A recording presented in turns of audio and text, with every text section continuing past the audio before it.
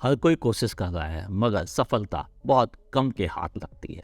पिछले कई सालों से देख रहा हूँ लोग किसी कार कंपनी के पहले नंबर पर आने की उम्मीद लगा कर बैठे हैं और वह दूसरे पे भी उसको दिक्कत आ रही है। ऐसा क्यों हो रहा है और पहले नंबर में और दूसरे नंबर के बीच में इतना डिफरेंस क्यों है, ये भी समझना जरूरी है। मैं हूँ आपका होस्ट अमित और आप देख रहे हैं आस्क कार गुरु। अरे हाँ, क्या वीडियो लाइक कर रहे हैं तो लाइक कर लीजिए, नहीं करने का मन है डिसलाइक कर लीजिए। अगर आपको लगता है कुछ काम की बातें हैं इसमें तो प्लीज़ दोस्तों के साथ व्हाट्सएप ग्रुप और फेसबुक पेज पर शेयर कीजिए, क्योंकि फ़ायदा वहीं से आता है क्योंकि सारी दुनिया को सही बातें पता चल जाती है और नंबर्स कभी झूठ नहीं बोलते। बड़े 14 नंबर पर है सिट्रोएन। 328 यूनिट बेचे हैं उन्होंने फरवरी 23 में, और फरवरी 23 में बेचे हैं जीप ने 719 यूनिट जो कि 13th पोजीशन पर है। 12th पोजीशन पर है निसान मोटर्स 2184 यूनिट, और 11th पोजीशन पर है फॉक्सवैगन 3313 यूनिट, और इन सब की सेल गिरी है। बात करें 10th पोजीशन पर है स्कोडा 3418 यूनिट, पिछले साल के मुकाबले 24% सेल इसकी गिरी है। 9th पोजीशन पे MG मोटर्स 4193 यूनिट, इनकी भी सेल 7% गिरी है। 8th पोजीशन पे होंडा 6086 यूनिट, और इनकी भी सेल 15% डाउन हुई है। ये सारे वो मैन्युफैक्चरर्स थे जो पिछड़ गए। जो आगे बढ़े उनमें है 7th पर रेनो 6616 यूनिट, 1% मामूली सी सेल बढ़ गई है।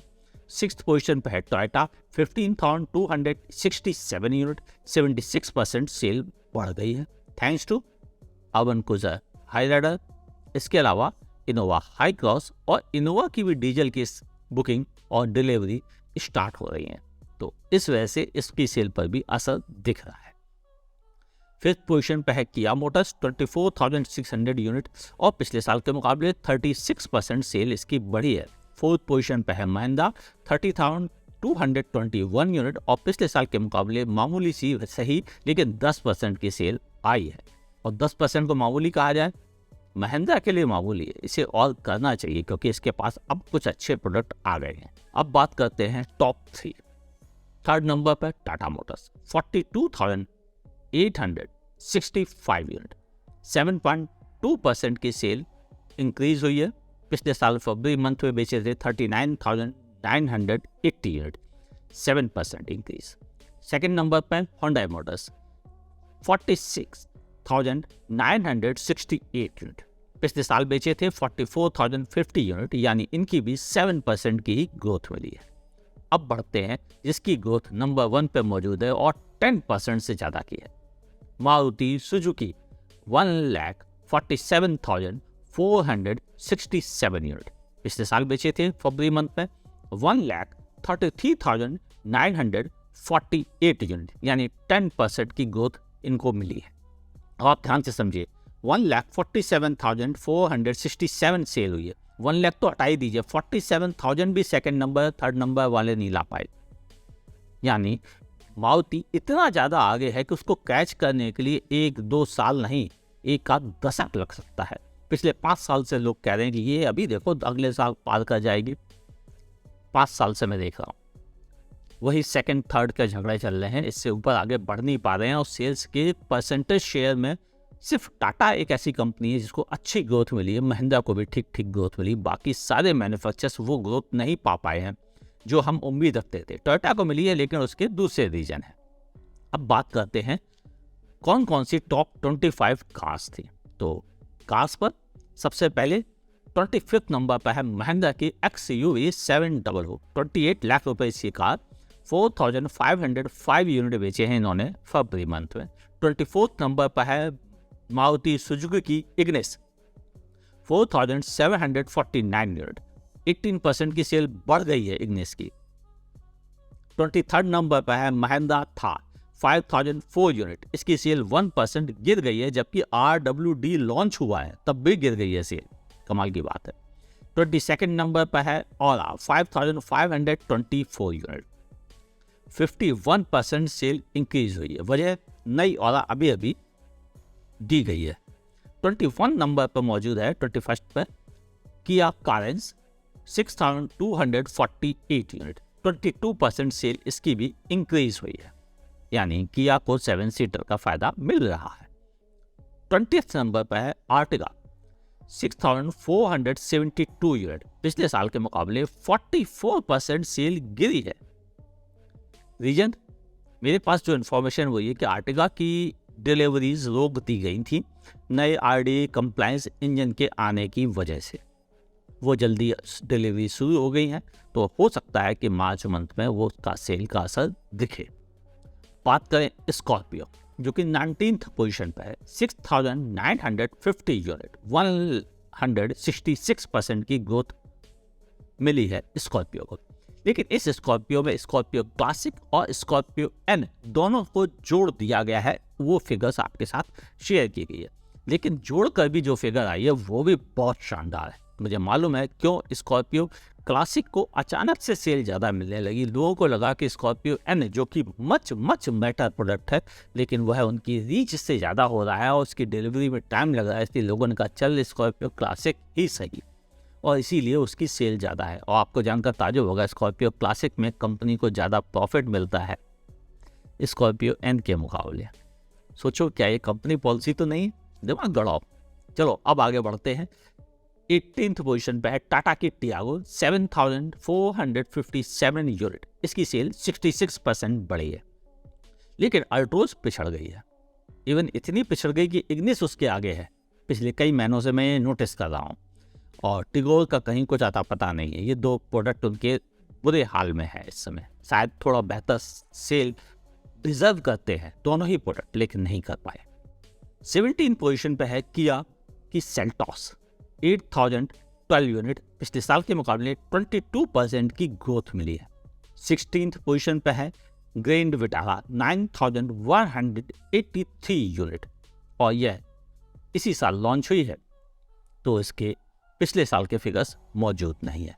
मजे की बात सुनेंगे तो आप जानकर ताज्जुब होगा आपको कि टोयोटा की आवन क्रूजर हाइराइडर के मुकाबले 3 गुनी ज़्यादा सेल है ग्रैंड विटारा की, जबकि बन रही है टोयोटा की फैक्ट्री में, यानी ट्रस्ट बहुत मायने रखता है, जो मारुति पे लोगों का ज़्यादा है। 15th पोजीशन पे है हुंडई i20 और 9,287 यूनिट, पिछले साल के मुकाबले 60% की सेल बढ़ी है। i20 की सेल बढ़ी है। एसयूवी के दौर में अगर हैचबैक या सेडान की सेल बढ़ जाए तो ताज्जुब हो जाता है और दिमाग घूम जाता है कि इंडिया में अभी भी इस कार के चाहने वाले मौजूद हैं। और 14th नंबर पर है i10, 9,635 यूनिट, पिछले साल के मुकाबले 13% की सेल बढ़ी है। लेकिन मैं इसे मामूली कहूँगा, वजह बता रहा हूँ आपको, नई नियोस इसी मंथ में लॉन्च की गई थी, तो फिर अगर 13% की ग्रोथ आई है तो बहुत कम है। बढ़ते हैं। 13th पोजीशन पे है महिंद्रा बोलेरो, एक ऐसा ट्रम्प कार्ड जो दबने को तैयार नहीं, 9,782 यूनिट, पिछले साल के मुकाबले भले 11% की सेल गिर गई हो। बढ़े 12th पोजीशन पे है किया की सोनेट, 9,836 यूनिट, पिछले साल के मुकाबले 60% की सेल इंक्रीज हुई है। 60% बहुत होता है। 11th पोजीशन पे है Hyundai Venue, 9,997 यूनिट, यानी टॉप 10 की बात अब यहाँ से शुरू हो जाती है। 10th पोजीशन पे है Hyundai Creta, 10,421 यूनिट, 8% की सेल इंक्रीज हुई है। 9th पोजीशन पे है टाटा पंच, 11,169 यूनिट, 16% की सेल इंक्रीज हुई है, यानी पंच को रियली सक्सेस मिल रही है। ध्यान समझिएगा, पंच में कोई डीजल नहीं है, पंच में कोई इलेक्ट्रिक नहीं है, पंच में कोई सीएनजी नहीं है, लेकिन फिर भी पंच इतनी बिक रही है। उसके मुकाबले बाकी कई कारों में कई ऑप्शंस आते हैं, फिर भी वह अपने नंबर नहीं ला पा रही है ना ताज्जुब की बात? यही जरूरी है समझना, सेल्स फिगर कौन सी क्या बेहतर कर रही हैं। हम टोटल गिन लें, गलत है। 8th पोजीशन पर है मारुति सुजुकी इको, 11,352 यूनिट, पिछले साल के मुकाबले 24% सेल बढ़ी है। इको में नया इंजन ऑप्शन आ गया।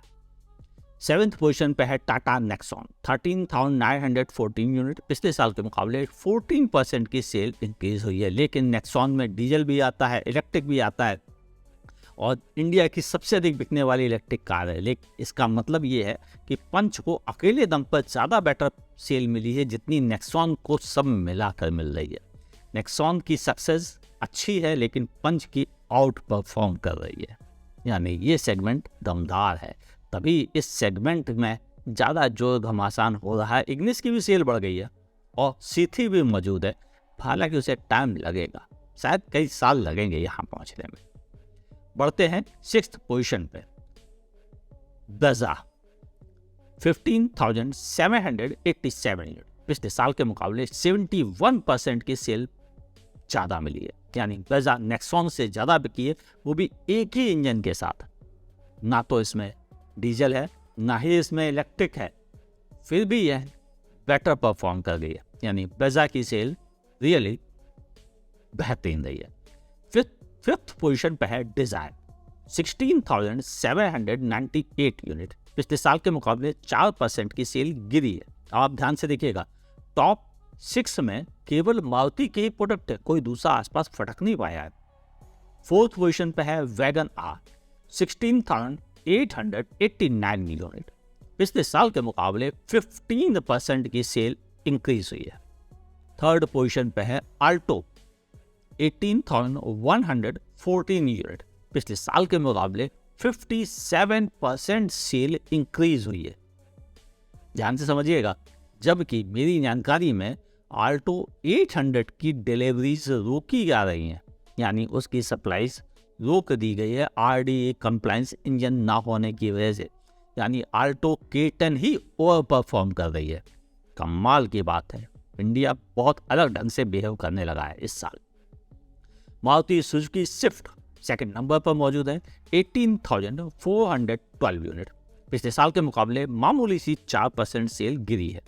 लेकिन फर्स्ट नंबर पर मौजूद है बलेनो 18,592 यूनिट बेचे हैं फरवरी 23 में, जबकि फरवरी 22 में इन्होंने बेचे थे 12,570 यूनिट।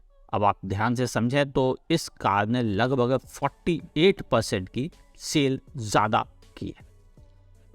समझकर एक बात तो पता चल रहा है, Skoda Volkswagen 5 star crash test rating लाने के बाद भी सेल बढ़ा नहीं पा रहे, यानी crash test rating sale increase करने में मेन चीज नहीं है।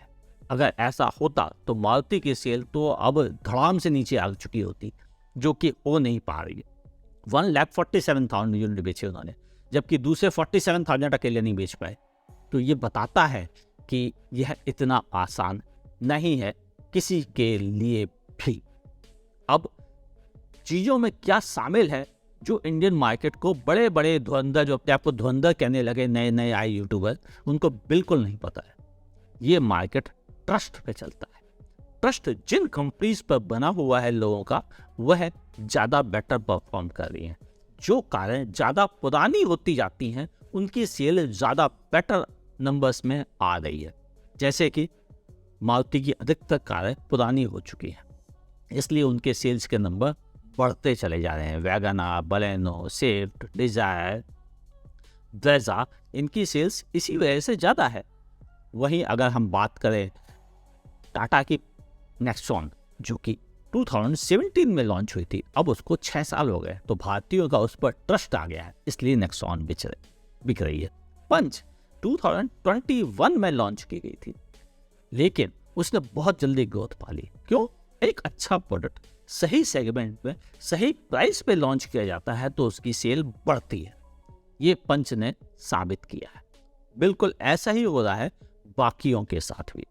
अगर आप ध्यान से देखें तो क्रेटा इसलिए बिक रही है क्योंकि उस पर ट्रस्ट बन गया है इतने सालों का।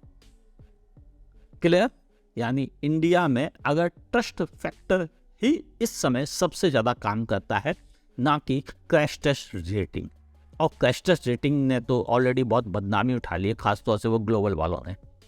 बाकी इंटरनेशनली जितनी भी क्रैश टेस्ट एजेंसी हैं उनकी रिस्पेक्ट बनी हुई है, लेकिन ग्लोबल की तो बदनामी पूरी तरह हुई है इस बीच में।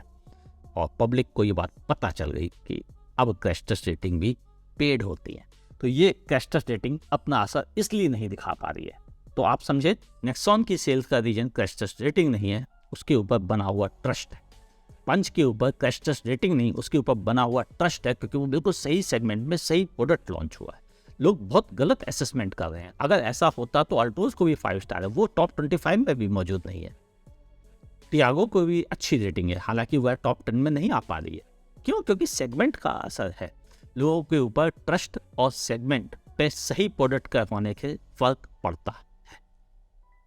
आपको कैसा लगा यह असेसमेंट, लिखिएगा नीचे कमेंट सेक्शन में। वीडियो कैसा लगा वह भी लिखना ना भूलिएगा। पसंद आया हो तो लाइक करने में संकोच ना करें, नहीं पसंद आया डिसलाइक करने में भी संकोच मत कीजिएगा। देखते रहिए आस्क कार गुरु।